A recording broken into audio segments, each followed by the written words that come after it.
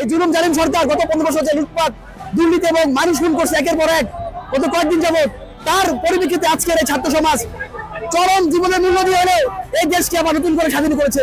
আজকের এই ছাত্র সমাজ হচ্ছে নতুন করে মুক্তিযোদ্ধা, আমরাই মুক্তিযোদ্ধা, আর শেখ হাসিনা বলতে আসল রাজাকার।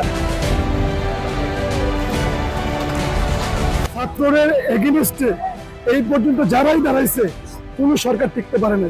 আমরা যদি বহির্বিশ্বের দিকেও তাকাই যেরকম ভাবে, ঠিক একইভাবে আমাদের বাংলাদেশের ইতিহাসের দিকে তাকাই, 52 ভাষা আন্দোলন, 66-তে 69 গণঅভ্যুত্থান, 71-এর ছাত্র জনতা যখন যুদ্ধে ঝাঁপিয়ে পড়ছে এবং 91-তে স্বৈর শাসক এরশাদ, তাকে আমরা পতন করছি।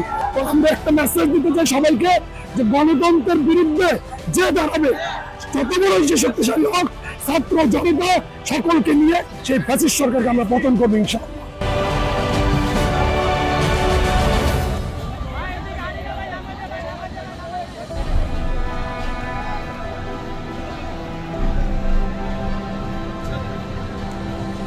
স্বৈরাচাররা কোনো কিছু আমলে নেয় না।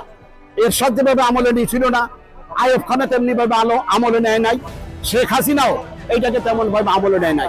এইরকম কোন স্বৈরাচার যাতে আর জন্মগ্রহণ না করে সেই ব্যাপারে আমাদের সকলকে সজাগ থাকতে হবে।